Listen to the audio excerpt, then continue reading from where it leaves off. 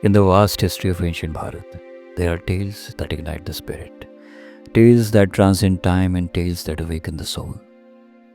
Among these is the story of Sage Ashtavakra, a boy born with a crooked body, but a mind and spirit that stood taller than kings.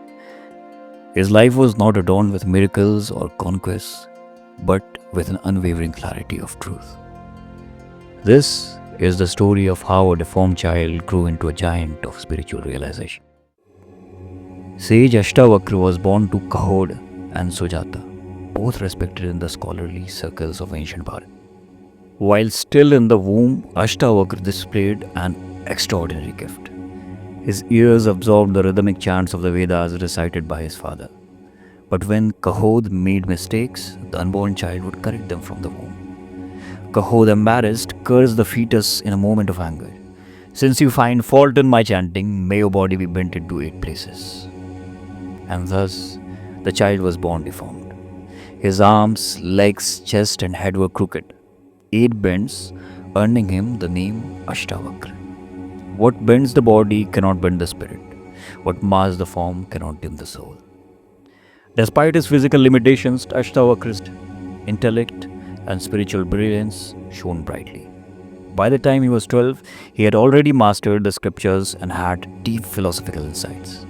When he learned that his father had once been insulted in the court of King Janaka, he decided to go there himself and uphold the honor of true knowledge. The journey was not easy.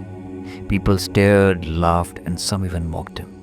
But Ashtavakra walked on, steady and undeterred, for he was driven not by pride but by purpose. When he entered the royal court, scholars scoffed at its appearance. Whispers turned to laughter. A boy, bent in 8 places, had come to a court of wisdom, but Ashtavakra remained calm. He said, "I believed I had come to a court of wise men, but I see only cobblers here. You judge me by the skin, not by the soul. True wisdom sees beyond form." The laughter stopped. Silence filled the hall. King Janaka stood up and bowed, for he had recognized that true brilliance was not in the outer form, but in the depth of the self. Moved by Ashtavakra's wisdom, King Janaka accepted him as a spiritual teacher. What followed was not a lecture but a dialogue of immense profundity. Questions that pierced illusions, answered that dissolved egos. These conversations became the timeless text known as the Ashtavakra Gita. Unlike other scriptures that discuss duties, rituals, or paths to liberation, the Ashtavakra Gita speaks directly from the seat of realization. It declares, "You are not the body, you are not the mind, you are the ever-free, ever-pure self."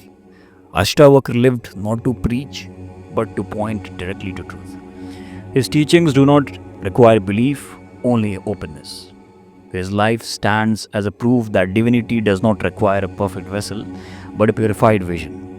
Today, seekers still turn to his words for clarity, for silence, for transcendence. His legacy is not etched in monuments, but in the silence between thoughts.